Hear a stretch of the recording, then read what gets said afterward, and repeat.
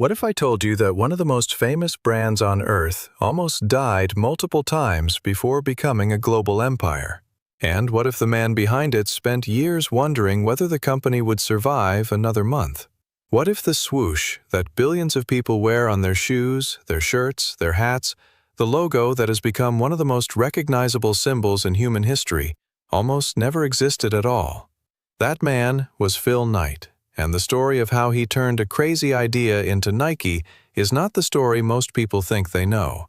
It is messier, more frightening, more uncertain, and ultimately more instructive than any version of it you have probably heard before. Stay with me, because by the end of this story, the way you think about commitment, about failure, and about what it actually costs to build something real will never be quite the same. Here is a question that deserves an honest answer before we go any further. Most people have dreams, genuine ones, ideas they believe in, things they want to build, lives they can picture living if only the circumstances were different, if only the timing were better, if only they had a little more money, or a little more confidence, or a little more certainty that it would work out. And yet, most people never pursue those dreams in any serious way. They think about them, they talk about them occasionally. They return to them in quiet moments and feel the pull of them.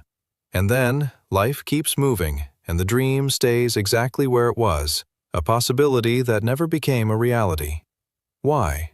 Why do some people stay committed through years of difficulty, rejection, and genuine fear, while others let go of their dreams the moment the first serious obstacle appears? That question is at the heart of Phil Knight's story. And the answer, when you examine it carefully, is both more complicated and more accessible than most people expect. Philip Hampson Knight was born on February 24, 1938, in Portland, Oregon, the son of a newspaper publisher who had built a stable, respectable middle-class life for his family. Nothing about Phil Knight's childhood would have suggested to anyone watching that he was going to create a company worth hundreds of billions of dollars. He was not the kind of child who dismantled electronics to understand how they worked, or organized neighborhood kids into business ventures. He was a runner.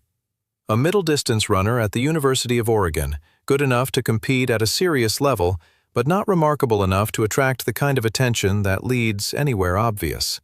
He was curious, quietly ambitious in a way that had not yet found its direction, and deeply uncomfortable with the idea of spending his life doing something that did not matter to him. His coach at Oregon was a man named Bill Bowerman, a figure who would eventually become one of the most important people in Phil Knight's life and in the history of American sports.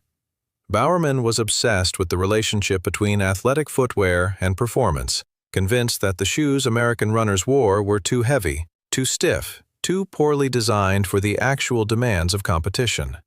He was constantly tinkering, pulling apart shoes and rebuilding them, experimenting with different materials and constructions in a way that most people around him considered an interesting eccentricity. Knight absorbed this obsession without fully understanding yet what he was going to do with it. After graduating from Oregon, Knight enrolled at Stanford's business school, and it was there, in a small entrepreneurship class in 1962, that the idea that would eventually become Nike first took a recognizable shape. Knight wrote a paper arguing that Japanese athletic shoes, which were at the time manufactured to a high standard at a fraction of the cost of German shoes like Adidas, could disrupt the American athletic footwear market in the same way that Japanese cameras had already disrupted the camera market. The paper got a good grade. Knight filed it away. But the idea would not leave him alone. After Stanford, Knight did what many ambitious young people with prestigious degrees did in that era. He traveled. He went to Japan, partly out of genuine curiosity about the world, and partly because the idea from his business school paper kept pulling at him. In Japan, he visited a company called Onitsuka Tiger, the manufacturer of a running shoe called the Tiger, that was exactly the kind of high-quality, low-cost Japanese athletic shoe he had written about. He talked his way into a meeting with the company's executives, told them he represented an American company interested in distributing their shoes in the United States, and left with a deal to import Tigers to America. The American company he had claimed to represent did not actually exist yet. Knight invented the name on the spot, calling it Blue Ribbon Sports. He was 24 years old, had almost no money, and had just made a commitment to a company on the other side of the world based entirely on a business school paper and a belief that had not yet been tested by reality. Here's the thing that most people miss about this moment. It was not a bold, confident leap forward by someone who was certain the plan would work. By Knight's own account, in his memoir and in numerous interviews, he was terrified. He did not know whether the Tigers would sell. He did not know whether American runners would accept a Japanese shoe when the market was dominated by German brands. He did not know whether he could build the distribution relationships necessary to move product at any meaningful scale. What he knew was that the alternative, returning to Portland and taking a conventional accounting job or a position at his father's newspaper, felt like a kind of slow death that he was not willing to accept.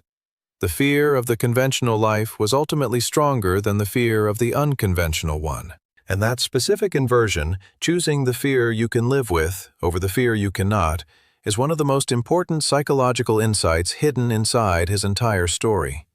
He moved back to Portland, took a job as an accountant to pay his bills, and began selling Tigers out of the trunk of his car at track meets on weekends. The initial results were modest but genuinely encouraging. Runners tried the shoes and liked them. Word spread through the small, tight-knit world of competitive running in the Pacific Northwest. Knight sent his first order check to Onitsuka Tiger and waited anxiously to see whether the shoes would arrive, whether they would be what he had promised, whether this crazy side project would survive its first real test. It did. The shoes arrived. They sold. Knight ordered more. He brought in his former coach Bill Bowerman as a partner, each of them putting in $500 to formalize the partnership.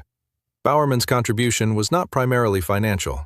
It was the obsessive expertise in footwear design that he had been developing for years, an expertise that would eventually produce some of the most important innovations in athletic shoe history. The partnership between Knight's business instincts and Bowerman's design obsession was not planned. It was accidental, but it was foundational in ways that neither man fully understood at the time. The early years of Blue Ribbon Sports were, by any reasonable measure, frightening. Knight was simultaneously working a full-time accounting job, managing the import relationship with Onitsuka Tiger, and trying to build a distribution business with almost no capital and no team beyond a small number of part-time salespeople who believed in what they were doing. The company operated on the thinnest possible margins. A delayed shipment, a bad season, a problem with a bank relationship. Any one of a dozen things that happened regularly in those years could have ended the company entirely. Knight has written about lying awake at night, calculating whether the numbers would work, whether he could make payroll, whether the next order from Onitsuka would arrive in time to fill the orders he had already promised to customers. This is the part of entrepreneurial stories that gets sanitized in the retelling, turned into a clean narrative of ambition and perseverance that skips over the specific texture of what the uncertainty actually feels like when you are living inside it. The fear is not abstract. It is a specific, daily, sometimes hourly experience of not knowing whether the thing you have committed your life to is going to survive. And the people who build things through that kind of sustained uncertainty are not people who have somehow eliminated the fear. They are people who have found a way to keep working alongside it, to make decisions and take actions while the fear is present rather than waiting for it to go away, which it never does. At least, not for long. Self-doubt was Knight's constant companion during these years, and he has been more honest about this than most successful founders tend to be. He doubted whether he was the right person to build this company. He doubted whether his instincts about the market were correct. He doubted whether the sacrifices he was asking his family to make, because he had married his wife Penny during this period and was building a family while simultaneously trying to build a company with no reliable income, were justified by a vision that might turn out to be nothing more than an expensive illusion. The rejection and criticism that accompanied these years were not trivial. Bankers consistently refused to extend credit to Blue Ribbon Sports, viewing it as too small, too risky, and too dependent on a relationship with a foreign manufacturer that could be terminated without warning. Potential investors passed. People who Knight respected told him privately that they thought he should get a real job and stop chasing something that was unlikely to ever become significant. He kept going anyway, not because he was impervious to doubt and criticism, but because the vision of what he was trying to build was more real to him than the doubts of the people around him. He had a clarity about what athletic footwear could be, about what the market was missing, and what runners genuinely needed that was not dependent on external validation. This internal compass, maintained through years of external skepticism, is one of the rarest and most valuable qualities in any entrepreneur. And it is worth asking yourself honestly whether you have it, or whether your commitment to your own vision is contingent on other people confirming that the vision is worth pursuing. The relationship with Onitsuka Tiger began to deteriorate in the late 1960s, as Blue Ribbon Sports grew large enough to attract the attention of other potential American distributors.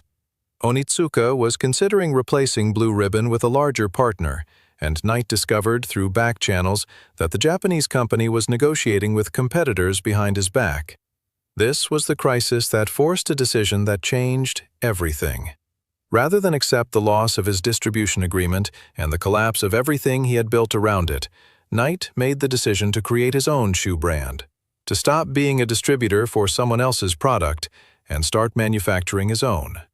This was a far more capital-intensive, far more complex, far more risky undertaking than anything he had attempted before. It required not just finding manufacturing partners in Asia, but creating a brand identity, designing original shoes, building relationships with retailers, and competing directly against established brands with far more resources and market presence. The brand needed a name. Several options were considered and rejected. An employee named Jeff Johnson, who had been with Knight almost from the beginning and who would later become an important figure in the company's early history, suggested the name Nike, after the Greek goddess of victory, in a dream he had the night before a deadline by which Knight needed to register the company. Knight was not particularly enthusiastic about the name initially.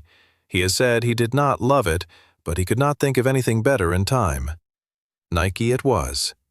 A graphic design student named Carolyn Davidson was paid $35 to create the logo, the now iconic swoosh that she designed to suggest motion and speed. Knight was not enthusiastic about the logo either. He said he did not love it, but he expected to get used to it.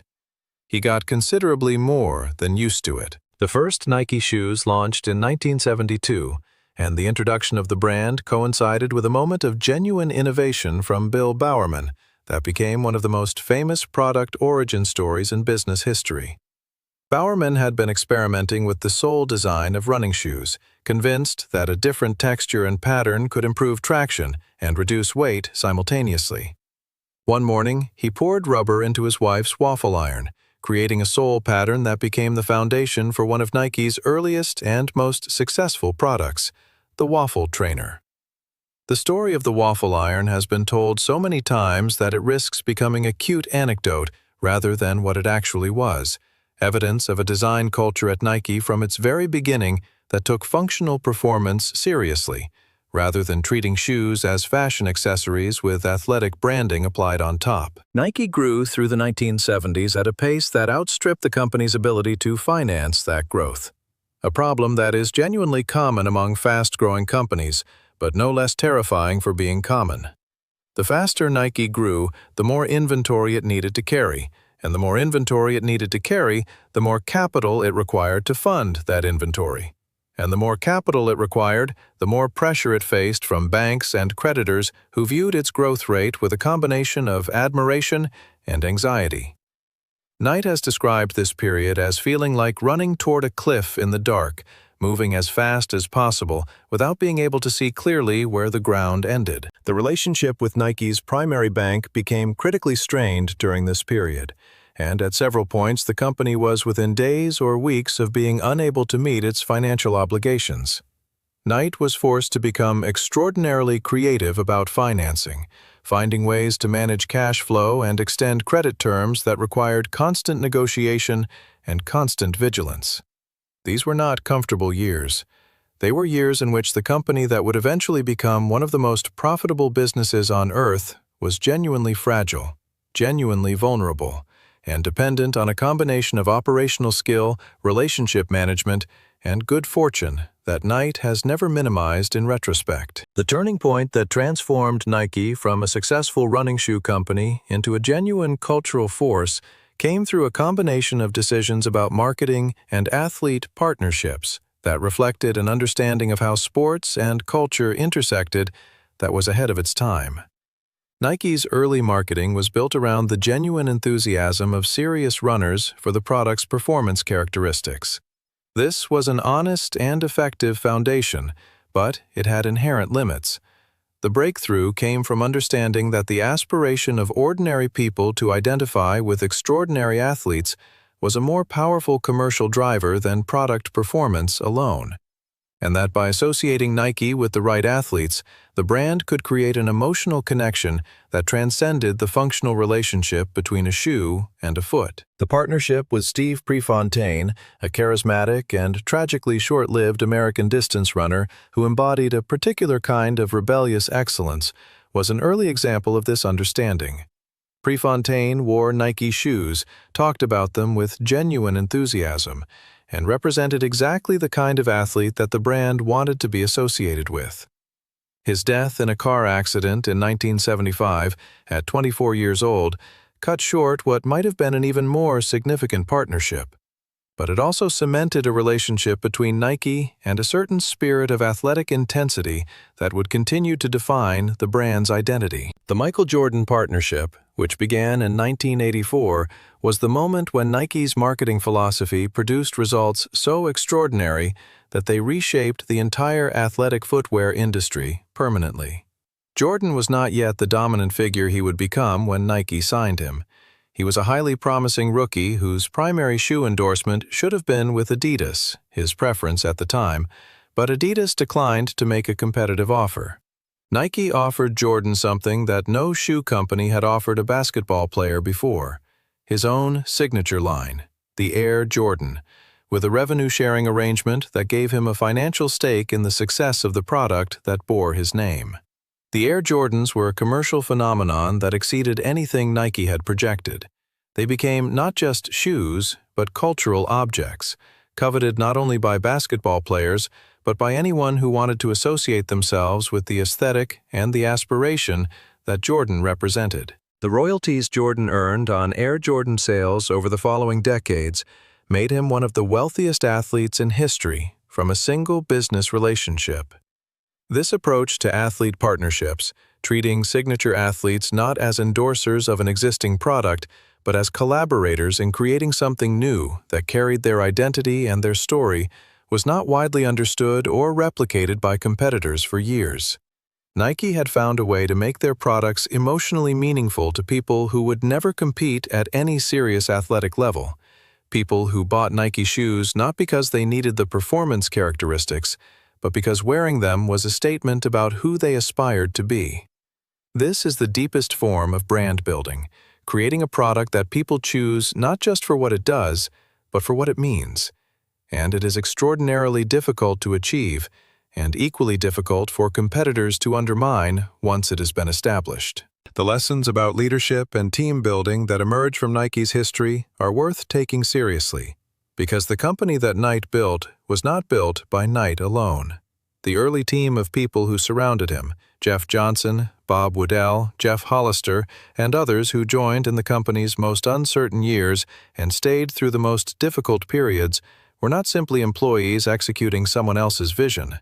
They were believers who brought their own capabilities and their own judgment to problems that Knight could not have solved alone, and who were treated by Knight with a loyalty and a trust that was reciprocated in kind.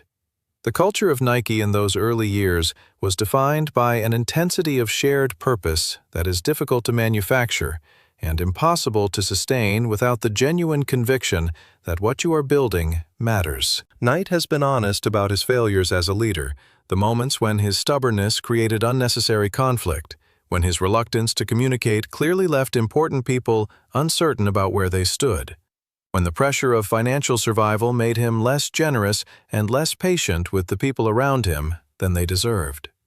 These admissions matter because they complicate the heroic narrative that often gets attached to successful founders, the story in which the leader's genius explains everything, and the friction and difficulty are glossed over. Real leadership, especially in the earliest and most fragile stages of a company's development, is a constant negotiation between vision and execution, between what you can see clearly and what the people around you can see, between the certainty required to keep moving forward and the humility required to recognize when you need to adjust course. The mistakes that destroy most dreams are not dramatic. They are quiet. They accumulate through small, daily decisions, through the repeated choice of short-term comfort over long-term commitment, through the habit of letting what is urgent displace what is important, through the tendency to define success so narrowly that any deviation from the expected path feels like failure rather than information. Phil Knight made expensive mistakes throughout Nike's history. He pursued manufacturing relationships that turned out badly. He made personnel decisions he later regretted. He took financial risks that could have destroyed the company if circumstances had been slightly different. What he did not do, at any point in Nike's story, was let the accumulation of mistakes convince him that the underlying vision was wrong. The habits that build success, the ones that Knight's story actually demonstrates rather than merely describes, are both simpler and more demanding than most motivational content suggests. Consistency over time, showing up and doing the work regardless of how you feel about it on any given day, is the first and most fundamental of these habits. Nike was not built in a series of dramatic moments. It was built through years of daily decisions, most of them mundane, most of them unglamorous, most of them made in conditions of uncertainty, without any guarantee that they would lead anywhere. The willingness to tolerate that kind of sustained uncertainty without either abandoning the vision or being paralyzed by the anxiety it generates is the actual skill being demonstrated, and it is not a skill that most people are born with. It is a skill that gets built through practice, through the accumulated experience of facing difficulty and continuing anyway. Long-term thinking, in the specific way that Knight practiced it, meant making decisions based on what would be true about the market 5 or 10 years in the future, rather than what was convenient or profitable in the immediate term. The investment in the Jordan partnership looked expensive and risky in 1984 when it was made. The returns on that investment, measured over the following decades in revenue, brand equity, and cultural influence, were so large as to make the initial expense almost comically small in retrospect. This is how compounding works in business, the same way it works in finance. Small investments made in the right direction, at the right moment, with patience to allow the returns to accumulate, produce outcomes that seem implausible when you look back at the original stake. As we bring this story to its close, there is one question worth considering with real honesty. If Phil Knight found himself starting from zero today, with none of the money, none of the brand recognition, none of the relationships he built over decades, what would he actually do first? Based on everything he has written and said about his own experience, the answer seems clear. He would find the thing he believed in deeply enough to feel embarrassed talking about it to skeptical people. And he would start anyway. He would find the collaborators whose capabilities complemented his own, and he would treat them with the loyalty that creates the kind of commitment no amount of money alone can purchase. He would manage his fear not by eliminating it, but by developing a specific practice of continuing to work in its presence. He would think about what the market would need 5 years from now, rather than what it was rewarding today. And he would be patient in a way that the world around him would consistently misinterpret as stubbornness. Because the difference between stubbornness and patience is often only visible in retrospect, when you can see whether the conviction that kept you going turned out to be right. The swoosh on billions of shoes is not just a logo. It is the accumulated result of thousands of decisions made by a man who was afraid much of the time, who was uncertain more than he was confident, who failed repeatedly and expensively along the way, and who never once found a good enough reason to stop. That is not a story about genius. It is a story about a particular relationship with commitment that is available to anyone willing to develop it. Subscribe to Billion Dollar Stories right now if this kind of deep exploration of the real decisions behind extraordinary companies is what you are looking for. Leave a comment below telling me the single biggest lesson you are taking from Phil Knight's story today. Like this video if you made it all the way through, and share it with someone in your life who is sitting on a dream they have not yet committed to fully. We will see you in the next one.